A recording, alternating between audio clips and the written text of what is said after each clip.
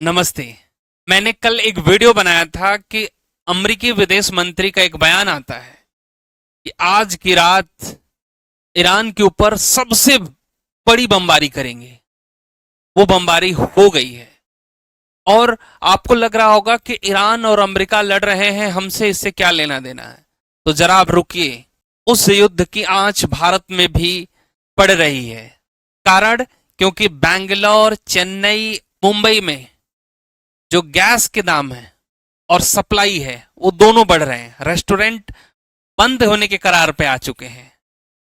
एक खबर ये भी है कि हमने जो आयरस देना वाली जो वीडियो बनाई थी उसमें हमने कहा था कि भारत के जल में वो जहाज नहीं था, उसके ऊपर भी विदेश मंत्री का जवाब आया, वो भी समझेंगे। साथ ही साथ समझेंगे कि वहां के एक सांसद अमेरिका के, उन्होंने सऊदी अरब को धमकाया कि आप हमारे जवानों को मरने के लिए छोड़ दिए। एक देश है यूरोप का स्पेन, उसने भी अमेरिका के खिलाफ बगावत छेड़ दी। एक एक करके पूरी खबर को समझेंगे। अल जजीरा की एक रिपोर्ट को देखिए। जब यूएसए ने यहां पे ईरान के ऊपर बमबारी की तो वहां के ऑयल रिफाइनरियों को जला दिया, आग लगा दिया है यूएसए ने। वहां पे एक तरीके से आप जब न्यूक्लियर हमले होते हैं, अपने फिल्मों में देखा होगा, इसी तरीके का धुआं उठता है। पूरा का पूरा ये तेल आसमान में उड़ता है और वहां पे काले बादल छा जाते हैं। एक बार वहां के एरिया में जो बरसात होती है तो आप देखेंगे कि क्रूड ऑयल, जो ऑयल है, वो टपकता है। सरकार ने गाइडलाइन जारी करी कि वहां पे जो भी आए वो मास्क लगा लें, क्योंकि इससे आपके शरीर को बहुत नुकसान हो सकता है। वहां के गैस के टैंकरों को आग लगा दिया, गैस पाइपलाइन में आग लगा दी। वही अमेरिका जो लोकतंत्र की परिभाषा दुनिया को बताता है। और ये आसपास के जो देश हैं वो भी चुप हैं। एक लाइन रविश कुमार ने कही थी कि मरेंगे वो सब जो चुप हैं।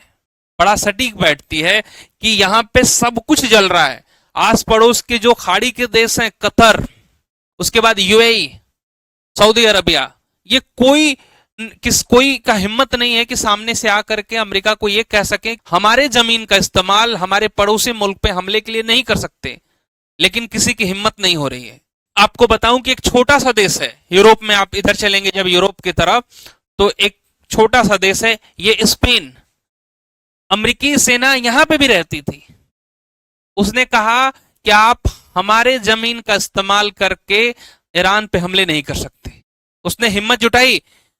और पास में ये जो देश हैं, आप ये देश ये देखिए, इनसे ईरान की कोई दुश्मनी नहीं है, उसके बावजूद भी यहां से हमले कर रहा है अमेरिका, यहां से कर रहा है।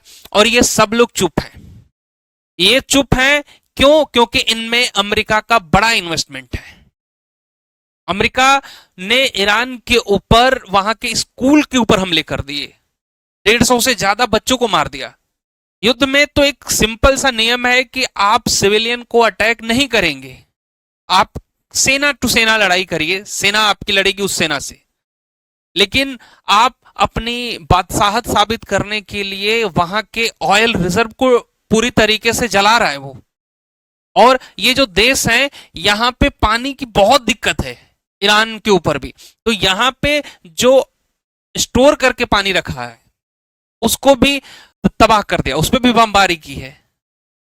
और एक खबर यह भी आती है कि यहां पे जो तेल पूरे दुनिया में 20% निकल के जा रहा है यहां से, उसको रुकने से तेल की कीमतें बढ़ रही हैं। भारत में तो गैस के दाम भी बढ़ गए हैं। हमले के चलते भारत में भी इसकी आंच दिख रही है, क्योंकि अब भारत के बैंगलोर, मुंबई, चेन्नई में रेस्टोरेंटों को साफ निर्देश हैं कि हम आपकी गैस की जो डिमांड है वो फुलफिल नहीं कर सकते। यानी कि रेस्टोरेंट बंद होने के करार पे आ गए हैं। देखिए ये खबर आप देखिएगा। तो अभी रेस्टोरेंट तक ये गैस सप्लाई नहीं पहुंच पा रही है। कुछ दिन अगर युद्ध और चल गया तो इसका असर जो घर में इस्तेमाल हो रहे हैं एलपीजी सिलेंडर, उस पर भी पड़ेगा। आपको एक खबर और भी बता दूं मैं, कि मैंने आपको पिछले वीडियो में बताया था कि अमेरिका कभी भी ईरान के ऊपर अपनी सेना को नहीं उतारेगा। आसपास के एरिया में ये कुर्द लड़ाके हैं, यानी कि ये सरकार के खिलाफ हमेशा से खड़े रहते हैं। इनका कहना है कि हमें एक देश चाहिए, और ये ज्यादातर इस एरिया में रहते हैं। जो आप ईरान का एरिया देखते हैं, ईरान ये वाला जो क्षेत्र आप देख रहे हैं, इसमें 3 से 4 करोड़ पॉपुलेशन वो है जो एक अलग देश की मांग कर रही है, और अमेरिका इनको फंडिंग करता है कि आप ईरान से लड़िए। और ये खबर थी कि ये कुर्द लड़ाके ईरान में हमले के लिए तैयार हो गए हैं। कुछ विशेषज्ञ ये मान रहे हैं कि अमेरिका अब ईरान के कम से कम 3 से 4 पार्ट कर देगा, इनको भी एक अलग देश दे देगा। इनके तेल को जला ही रहा है। वो चाहता है कि अगर इनका तेल जल भी जाए तो हमने वेनेजुएला पे रिसेंटली अटैक किया हुआ है, और वहां के तेल पे हमारा अधिकार है, हमारी कंपनियां वहां जा रही हैं, वो हम बेचेंगे। सऊदी अरब कुछ बोल ही नहीं रहा, यूएई की तरफ से कोई बयान ही नहीं आ रहा। वहां के एक सांसद ने हम इनको धमकाया था, वो आप देखिएगा कि ये वहां के एक सांसद हैं। इनने कहा था कि सऊदी अरब हमारे साथ युद्ध नहीं लड़ रहा है, हमारा साथ नहीं दे रहा है, इस वजह से हमारे सैनिक वहां पे मरे हैं, और सऊदी अरब में अपनी एम्बेसी को खाली करा के ये वापस बुला रहा है।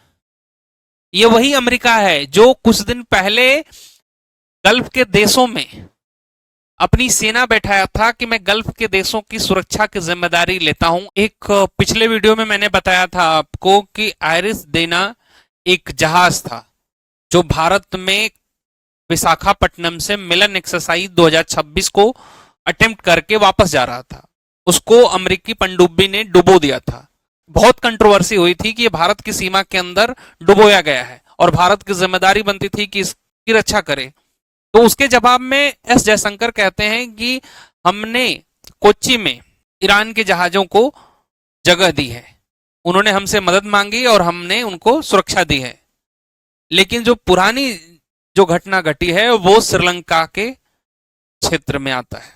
अब ये सवाल उठता है कि अमेरिका जिस तरीके से पूरे दुनिया को रौंद रहा है, क्या ये युद्ध रुक सकता है? इस युद्ध के रुकने के चांसेस क्या बन रहे हैं? तो ये आदमी घूम घूम के अब कह रहा है कि बहुत जल्द ये युद्ध खत्म कर दूंगा। ये तो पहले बोलता है कि ईरान में न्यूक्लियर बम बना लिया है या बनाने की तैयारी कर रहा है, तो ये इसने हमला भी कर दिया, कोई कहीं पे भी न्यूक्लियर बम नहीं मिला, तो अब तो रोक देना चाहिए। या साथ ही साथ जो बड़े देश हैं जैसे चाइना, रसिया, इंडिया, ये मिलकर के इसका के खिलाफ आए और एक टेबल पे बैठे, बातचीत हो, तब युद्ध रुक सकता है।